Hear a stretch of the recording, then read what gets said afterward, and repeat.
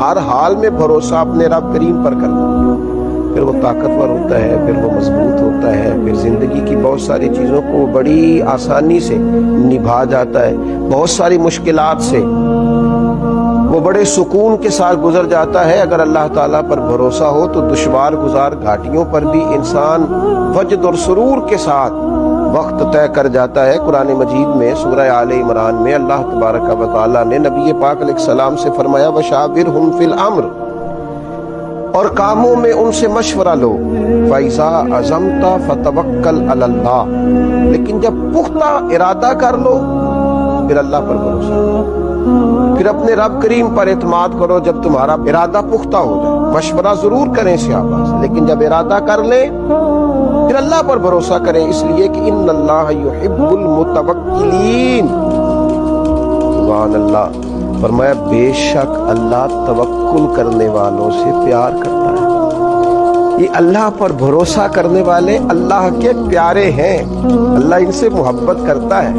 اللہ تبارک و تعالی لوگوں کو چاہتا ہے جو اللہ پر بھروسہ کرتے ہیں۔ انہوں نے اپنی ساری چاہتوں کا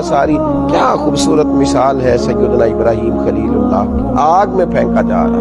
اتنے بڑے مجمع میں دور دور تک اپنا دوست کوئی دکھائی نہیں دے رہا، کوئی نہیں ہے اپنائیت کا اظہار کرنے والا، ہمدردی کا اظہار کرنے والا، منجنیق میں ڈالا جا رہا ہے، میلوں پھیلی ہوئی آگ میں پھینکا جائے گا، فرشتہ حاضر ہوا ہے، عرض کرتا ہے میری ہوا پہ ذمہ داری ہے، اگر آپ حکم کریں تو ہوا نہ چلا دوں، اڑا نہ دوں اس آگ کو، فرمائیے۔ حضرت ابراہیم فرمانے لگے میری تجھ سے کوئی حاجت نہیں۔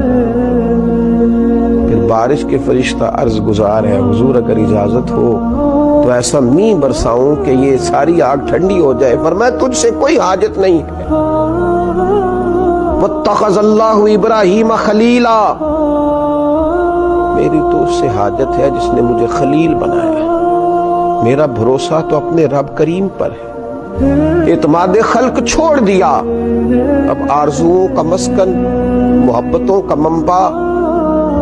دعاؤں کی جگہ، ہر چیز اپنے رب کو مان لیا۔ اب وہ جس حال میں رکھے گا اسی حال میں رہنا ہے،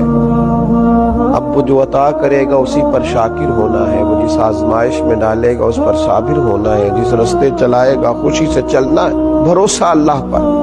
اعتماد اپنے رب پر، اپنے مالک کریم کی ذات پر، ساری توجہات اسی کے دیے ہوئے پر قناعت، اسی پر صبر، اسی کا شکر، اسی کے لیے دل کی ساری چاہتیں، اسی کی طرف انسان کا سارا رجوع۔ میرے نبی اکرم نور مجسم شفیع معظم صلی اللہ تعالی علیہ وسلم نے جب اپنے صحابہ کے دلوں میں یہ بات پوری طرح ڈال لی تھی نا کہ تم نے اللہ پہ بھروسہ کرنا، اعتماد خلق نہیں اعتماد خالق کرنا ہے، تو اس کا لازمی نتیجہ یہ نکلا تھا کہ وہ 313 تلواریں لے کر نعرے لگاتے ہوئے بدر کی طرف بڑھ گئے تھے۔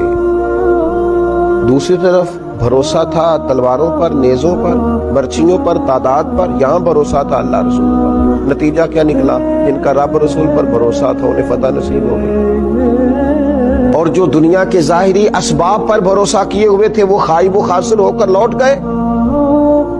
اسباب سارے اختیار کیے جائیں گے، کوشش تمام اسباب کی جائے گی، لیکن سارے اختیار حاصل کر کے وہ جو میرے رسول پاک صلی اللہ تعالی علیہ وسلم نے صحابی سے کہا تھا نا کہ اونٹ کو پہلے باندھ لے، لیکن باندھنے کے بعد بھی بھروسہ اللہ پہ کرنا، یہ خیال رکھنا کہ اسے چور سے، ڈاکو سے، ہر چیز سے اس کی حفاظت اللہ تعالیٰ کرے، اسباب اختیار کرے، محنت کرے، جدوجہد کرے، لیکن لوگوں سے امیدیں رکھنی چھوڑ دیں۔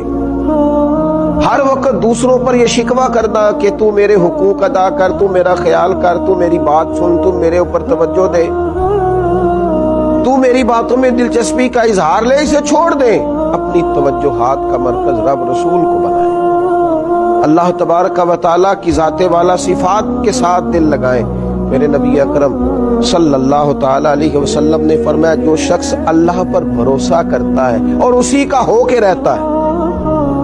بھروسہ کرتا ہے اور رب ہی کا ہو کے رہتا ہے، فرمایا رب تعالیٰ اس کے ہر کام میں کفایت کرتا ہے اور اسے وہاں سے رزق دیتا ہے جہاں سے اس کا گمان بھی نہیں ہوتا۔ اور حضور فرماتے ہیں جو دنیا پر توکل کرے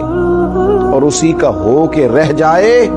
پھر اللہ بھی اسے دنیا کے حوالے کر دیتا ہے، وہ دنیا ہی کا اسے کر دیتا ہے اللہ تعالیٰ، وہ دنیا ہی کا ہو جاتا ہے۔ جب اس نے اعتماد ہی مخلوق پہ کیا ہے، جب اس نے اعتماد ہی خلق پر کیا ہے، جب اس نے سارا کچھ بنا ہی لوگوں کو لیا ہے، جب اس نے اپنے تعلقات کو ہی سب کچھ سمجھا ہے، تو پھر اللہ تعالیٰ اسے دنیا کے سپرد کر دیتا ہے، اپنی ساری دعاؤں کو، اپنی ساری التجاؤں کو، اپنی ساری محبتوں کو، اپنی ساری دلچسپیوں کو، اپنے الفتوں کے سارے رنگوں کو اللہ رسول کی طرف موڑ دے، اسی طرف اپنا سارا رخ کر لیں۔ جب کوئی رب کریم کا ہو جاتا ہے تو اللہ تبارک و تعالیٰ کبھی اپنے بندوں کو مایوس نہیں کرتا، وہ کبھی اپنے بندوں کو تنہا نہیں چھوڑتا، وہ کبھی اپنے بندوں کو دنیا کے سپرد نہیں کرتا، وہ کبھی اپنے بندوں کو رسوا نہیں کرتا، وہ کبھی اپنے بندوں کو کسی معاملے میں تنہا نہیں کرتا۔ اللہ سے جب کوئی بندہ دل لگا لیتا ہے تو پھر قرآن مجید کے لفظوں کو نہ بھولیے گا کہ اللہ تبارک و تعالیٰ نے کس محبت سے فرمایا کہ ان اللہ یحب المتوکلین، جو اللہ پہ بھروسہ کریں اللہ تو ان سے محبت کرتا ہے، اللہ تو ان سے پیار کرتا ہے۔ اللہ تبارک و تعالیٰ ہمارے دلوں میں صرف اپنی ہی محبت پیدا فرمائے۔